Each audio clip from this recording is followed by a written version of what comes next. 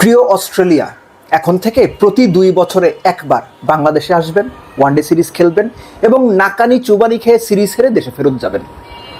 এই যে অস্ট্রেলিয়ার দম্ভ এবং দর্প চূর্ণ করে ফেভারিটের মতো অস্ট্রেলিয়াকে আউটপ্লেট করে ট্রু উইকেটে, স্পোর্টিং উইকেটে বাংলাদেশ সিরিজ জিতল, এইটা অস্ট্রেলিয়ার জন্য একদম উচিত জবাব। এর সঙ্গে যোগ করে নিন, যদি কোনো কারণে মোসাদ্দেক সৈকত এই পার্টিকুলার দ্বিতীয় ওয়ানডেতে 30-35 রান করে নট আউট থেকে ম্যাচ জিতায় বের হইতেন, মেহেদী মিরাজ হয়তো আজকে রাত্রে ভাত খাইতো না। রসিকতা করে বললাম, কিন্তু ইন রিয়ালিটি তাই। এটা নিয়ে আমি পরবর্তীতে আলোচনা করব। মূল বিষয় বাংলাদেশের জয়, ভেরি ওয়েল ডান বাংলাদেশ। অস্ট্রেলিয়াকে ফেভারিটের মতো খেলে প্রথম ওয়ানডের আগের দিনের আলোচনায় বলেছিলাম বাংলাদেশ ফেভারিট, এটা আমি বিশ্বাস করি। বাংলাদেশ প্রমাণ করেছে তারা ফেভারিটের মতো খেলেছে, অস্ট্রেলিয়াকে সিরিজ হারিয়েছে টানা 2 ম্যাচ জিতে। এখন হোয়াইট ওয়াশের অপেক্ষা। বোলিং দিয়ে শুরু করি। তাসকিন টোনটা সেট করে দিচ্ছেন। আমি আগের আলোচনাতেও বলেছি, তাসকিনের কথাটা অনেক সময় আমরা মনে করি না। তাসকিন এখন আর 140-এ বল করতে পারেন না, বয়স হচ্ছে। তাসকিন যেটা করেন, তার যে সামর্থ্য, ইন সুইং আউট সুইং দুই দিকেই বল নিয়ে যাওয়া, শুরুতে নতুন বলে সুইং আদায় করা, এটাই তাসকিন করে যাচ্ছেন। উইকেট এনে দিচ্ছেন। 10 ম্যাচ খেললে 6 ম্যাচে তাসকিন নতুন বল উইকেট দিচ্ছেন। আর কি চান? ম্যাথু শর্ট বেচারা, তার জন্য খারাপ লাগা উচিত আমার। পরপর 2 বলে তাসকিনের একই রকম ডেলিভারিতে বোল্ড হলেন। পাকিস্তানেও সবশেষ ম্যাচে 0 মেরে এসেছেন, অর্থাৎ টানা 3 ম্যাচে 0।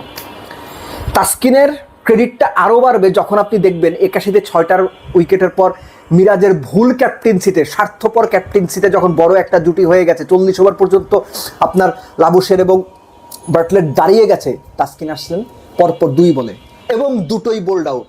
বার্টলেট এবং অ্যাডাম জাম্পা দুটোই ইন সুইং, দুটোতেই রিভার্স সুইংয়ের হিন্ট ছিল। রিভার্স সুইং পেয়েছেন Taskin. It was a treat to watch both of the deliveries. আপনি যদি না দেখে থাকেন, অবশ্যই ওই দুটো উইকেট, অ্যাডাম জাম্পাকে বোল্ড এবং বার্টলেটকে বোল্ড, তাসকিন যেভাবে করেছেন দেখবেন। মুস্তাফিজ অ্যাজ ইউজুয়াল তার সিম আপ ডেলিভারি বা নতুন বলে তিনি যেভাবে রিসেন্ট টাইমে পারফর্ম করছেন, অস্ট্রেলিয়ার জবাব দেওয়ার মতো কিছু ছিল না। তানভীরকে আলাদা করে এখানে মেনশন দিতে হবে। মুস্তাফিজ এবং তাসকিন মিলে যখন অস্ট্রেলিয়াকে মোটামুটি ধসিয়ে দিয়েছেন, আপনারা জানেন 0 রানে 3 উইকেট গিয়েছিল, যেটা অস্ট্রেলিয়ার ক্রিকেট ইতিহাসে কয়বার হয়েছে আমি জানি না। আমি মনে করতে পারি না, প্রায় 30 বছর আমি ক্রিকেট খেলা দেখি, আমি মনে করতে পারি না এরকম ঘটনা। সেখানে একজন স্পিনারের মিডল ওভার্সগুলোতে উইকেট তোলা খুব জরুরি ছিল। দুর্দান্ত এই কাজটা করেছেন তানভীর, তাকে একটা ক্রেডিট দিতেই হবে। তানভীরের কথা কেউ মনে রাখবে না। আমরা তাসকিনের কথা বলবো, আমরা মুস্তাফিজের কথা বলবো, আমরা শান্ত সৌম্যর ব্যাটিংয়ের কথা বলবো, ব্যাটিংয়ে পরে আসছি, কিন্তু তানভীরের ওই উইকেটগুলো খুব ইম্পর্টেন্ট ছিল। এবং যখন উইকেট দাঁড়িয়ে গেছে, পার্টনারশিপ দাঁড়িয়ে গেছে, তখন মিরাজ যা করেছেন, আমি আবারও বলছি, এটা নিয়ে পরে একটা বিশদ আমি ভিডিও করব, সেই আলোচনাতে আমি যেতে চাচ্ছি না। সো অস্ট্রেলিয়া যখন বৃষ্টির কারণে আটকে গেল, এই রানটা আরও বেশি হতে পারতো। বাংলাদেশের টার্গেট গিয়ে দাঁড়ালো 190+, 190-92 রান। আসলে এখনকার যুগের ক্রিকেটে 40-42 ওভারে খুব বড় রান না, স্পেশালি এই ধরনের ট্রু উইকেটে। এটা যদি 200 রান হতো তাও আমি এত কি কথা বলতাম। তানজিদ তামিম 5-এর ওপরে রান রেট চেস করতে নেমেছেন। তিনি যে রান করতে পারছেন না এই সিচুয়েশনগুলোতে, কিংবা ভেঙে পড়ছেন, উইকেট দিয়ে আসছেন, এটা আসলে প্রুভ হয়ে যাচ্ছে, প্রমাণিত সত্য হয়ে যাচ্ছে। আমি খুবই ওরিড এই ব্যাপারটা নিয়ে। তানজিদ তামিমের ব্যাটিং স্কিল, তার অ্যাবিলিটি, তার সব কিছু মিলে টেম্পারমেন্ট, এগুলো নিয়ে আমার কোনো প্রশ্ন নেই। কিন্তু রান রেট চেস করার সময় যখনই 5-এর উপরে উঠে যায়, তখনই কেন তানজিদ তামিম ফেল করছেন? এটার সমাধান তানজিদ তামিমকে কোচ, ক্যাপ্টেন, টিম ম্যানেজমেন্ট যেই হোক বা যারাই হোক খুঁজে বের করতে হবে। সৌম্য যেভাবে খেলা দরকার সেভাবেই খেলেছেন। যেভাবে সৌম্য সারা জীবন নিজের উইকেট দিয়ে এসেছেন, সেভাবেই উইকেট দিয়ে এসেছেন। এর চেয়ে বেশি কোনো কিছু বলার নাই। সৌম্য নিজেই বোধহয় নিজের ওপর সবচেয়ে বেশি বিরক্ত। নাজমুল হোসেন শান্ত,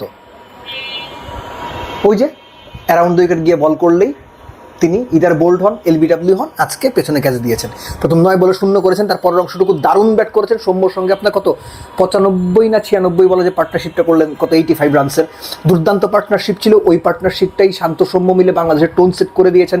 এর আগে 3 ম্যাচে আপনার 2 50 একটা 100 করেছিলেন Shanto. He is in very good form. কিন্তু ওই যে একই ধরনের আউট, সৌম্য ভালো খেলতে খেলতে উইকেট দিয়ে আসা, এই ঘটনা ঘটেছে। লিটন প্রবাবলি এই ম্যাচের বাংলাদেশের উইকেটগুলোর মধ্যে একমাত্র উইকেট যে বলটা দেখে আমার মনে হয়েছে আনপ্লেয়েবল বলা যায়, কিন্তু আরও একটু পিছিয়ে এসে বললে যে ব্যাটসম্যানরা আসলে কিছু করার ছিল না। ওই জায়গা থেকে বল অত শার্পলি ওপরে উঠে আসলে দুনিয়ার কোনো ব্যাটসম্যানেরই কিছু করার থাকে না। এই কারণে লিটন উইকেটটা নিয়ে আসলে কিছু বলার নাই। Liton was looking so solid, so good. Towhid Hridoy উইকেটে থাকাটা খুব প্রয়োজন ছিল তার জন্য, নিজের জন্য, দলের জন্য তো বটেই। এই যে ম্যাচ জিতিয়ে নট আউট থেকে বের হয়েছেন, ইট ওয়াজ absolutely brilliant from Towhid Hridoy. বল খেয়েছেন কিন্তু ওই সময়টা দরকার ছিল, কেননা মিরাজ যখন উইকেটে এলেন মোসাদ্দেকের আউটের পরে, মোসাদ্দেকের আউটের কথা পরে বলছি, যখন উইকেটে এলেন তখনও প্রায় 50-এর কাছাকাছি রান বাকি, কত 46-47 রান বোধহয় বাকি। ওই সময় মোসাদ্দেকের আউটের পরে যদি তাওহিদ হৃদয় আউট হয়ে যেতেন, বাংলাদেশের জন্য খুব ট্রিকি একটা সিচুয়েশন হলেও হতে পারত। মিরাজের সঙ্গে মিলে যে তাওহিদ হৃদয় 50-এর পার্টনারশিপটা করেছেন, সেটাই আসলে বাংলাদেশকে সিরিজ জিতিয়েছে।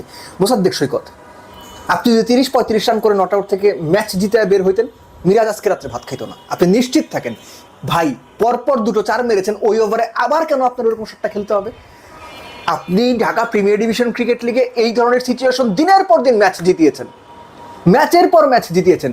আপনি নিজে বুঝতেছেন, আমি শিওর যে শটটা খেলা উচিত হয় না, ওই সময় দরকার ছিল না। আমি বুঝতাম আপনার রানের তারা আছে, 8-9 উপরে রান রেট লাগবে, 10 ওভারে 90 লাগবে, 90 বলে 120 লাগবে, আমি বুঝতাম তখন আপনি শট খেলছেন। ঠিক আছে, আপনার রান রেটের প্রেশার, চেস করার প্রেশার 4-এর নিচে, অর্থাৎ আপনার 60 বলে 40 রান করতে হবে। সেই সময় গিয়া আপনি 1 ওভারে 2 4 মারার পরে ডাউন উইকেট গিয়ে হাতে তুলে দিয়ে আসবেন লং অফে কিংবা এক্সট্রা কাভারে। এটা হয় না, এটা হয় না।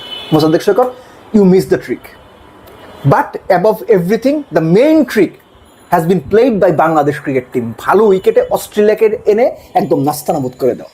এখন হোয়াইট ওয়াশের অপেক্ষা। আশা করব বাংলাদেশ তৃতীয় ওয়ানডেতে আরও শার্প, আরও লিথাল, আরও ফোকাসড হয়ে মাঠে নামবে এবং অস্ট্রেলিয়াকে হোয়াইট ওয়াশ করে তারপর T20 সিরিজেও ফেভারিটের মতো মাঠে নামবে। Very well done Bangladesh.